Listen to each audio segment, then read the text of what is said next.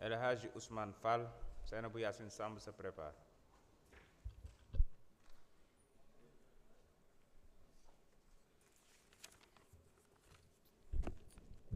Merci, Monsieur le Président.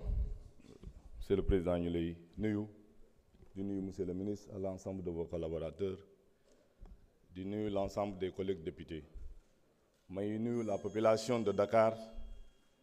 et ceux de ma commune de Gueule Tapée Fass Colobane. Di ñaan ki nga xam ne que tey nekku fi te mu fi daan nekk Monsieur le Ministre Abass Fall ci mairie Dakar yàlla na ko yàlla may ndam. Je suis là aujourd'hui pour souligner l'importance capitale de la nouvelle OFNAC, Office national de lutte contre la corruption. Dans le contexte actuel de notre pays, la corruption n'est pas une abstraction, elle a un coût. Elle prive nos enfants d'école, nos malades de soins, nos jeunes d'emploi. Elle fragilise notre démocratie, érode la confiance du peuple envers les institutions et freine notre développement économique. Le Sénégal, nation d'hommes et de femmes dignes, ne peut plus tolérer cette gangrène. C'est pour cela que toutes les personnes qui ont volé l'argent du pays doivent payer jusqu'au dernier centime et sans état d'âme. La refondation de l'OFNAC marque une étape cruciale dans notre engagement collectif pour une gouvernance intègre, responsable et transparente. Il ne s'agit pas simplement de changer de logo ou un organigramme. Il s'agit de refonder une institution avec plus de pouvoir, plus d'indépendance et plus de moyens pour agir efficacement. Honorables députés, nous devons saluer les avancées de cette nouvelle OFNAC. Introduit une indépendance renforcée à l'abri des influences politiques, une capacité d'investigation accrue avec un accès direct à des bases de données stratégiques, une protection élargie aux lanceurs d'alerte, aux citoyens courageux qui refusent de se taire, comme l'a fait notre président Ousmane Sonko, actuel PM du Sénégal. Et surtout, une obligation de résultat avec des rapports publics et des recommandations suivies d'effets. Mais ne nous trompons pas, une seule loi ne suffira pas.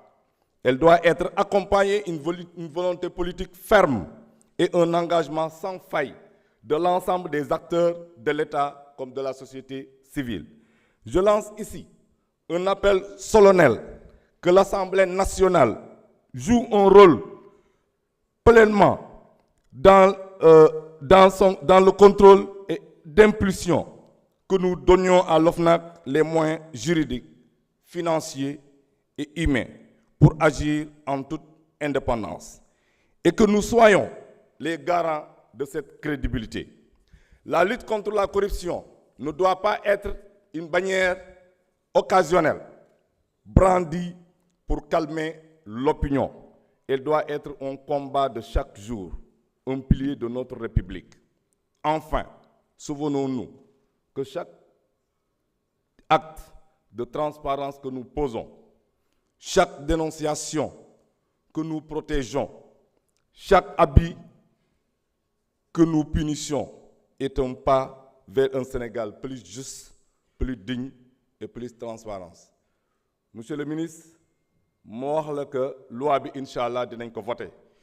mais am na leen ne xam ne ay institutions yi nga xam ne ko nekkoon na fii comme ay genre CREI. Je salue d'ailleurs dès les premiers jours waa pôle judiciaire communication bu nga xam ne que daan nañ ko def ci li nga xam ne xaalis bu nga xam ne que jël nañ ko may wax ne que bépp xaalis bu nga xam ne que récupéré nañ ko ci wàllu ger nañ fexe ba askan bi xam ko ak fan lay dugg. maa leen di jaajëfal merci. jërëjëf honorable El Hadji Ousmane Fall, honorable Seynabou Yassine Samb. Mariam Diamanka se prépare.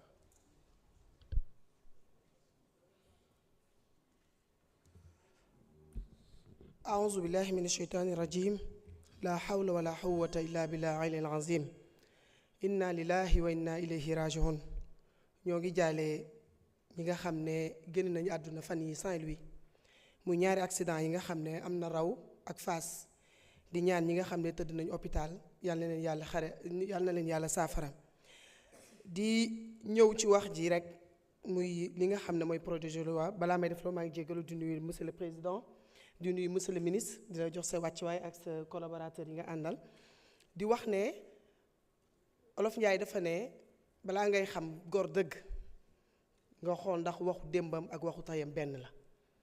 kon ñun dañu jàpp ne lii amuñu dara luñ ciy félicité suñu bopp ndax ñoo ko digge woon askan bi te tey liy dëgg mooy ñu matal ko te dinañ ko matal liñ ciy wax rek mooy mu am accompagnement ñu appliqué ko ndax corruption yi nag bëri na comme ni ko certains sama collègues yi waxee mu nekk ci hôpitaux yi nekk ci mairie yi mu nekk loo xam ne boo soxlaa këyit bu extrait de naissance moo ci gën a tuuti li nga ciy fay pour nga am ko rek c'est tout un problème waaye gis nañ aussi route yi nga xamante ne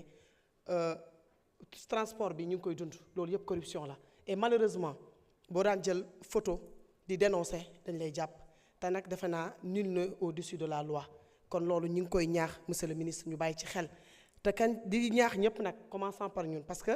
yu mel ni bu ñu amee peut-être ñi ngi viser ñi nga xam ne nekkoon nañ fi ñooñu moom dinañ rendre compte waaye nag day dellu si aussi ñun ñi nga xam ne tey ñun ñoo fi nekk ku nekk mën a bàyyi xel xam ne lépp loo yore ëllëg di nga rendre compte te ku war a fay di nga fay tey dafa am loo xamante ne nii bu ñu toogee di ko dégg ci yenn opposants yoo xam ne man toujours damay wax am na ñoo xam ne dañuy sonkalu comme ni ko sama collègue honorable Ramatoulaye waxee léegi président Ousmane Sonko lan moo tax ñu rajo ko bokk na ci doon dénoncer li nga xamante ne nekkoon na loo xam ne mi ngi doon dox si impôt et domaine kon day nekk loo xam ne ñun leçon la ci ñun te incha allah dinañ ko voter comme ni ñu koy waxee mais ñi ngi demander aussi monsieur Bassirou Gueye wax nañ ne dafa daw allahu alam parce que mën na am aussi dafa dem vacances ak ay famille mais li am solo mooy gor du daw te dañ koo dénkoon alalu askan bi mu nekk loo xam ne dafa war a ñëw rendre compte de même bu fekkee ne tey am na loo xam ne ci côté magistrature am na lu mu defoon ñu taw di ko dénoncer tey na toog yoon bu ko setalee mu xam ne setal na ko su ko setalul ñu xam ne moom kon li ñu doon wax defuñu ko moo gën ñu ne daw na génn Sénégal tey li ci am solo mooy ku ci nekk ëllëg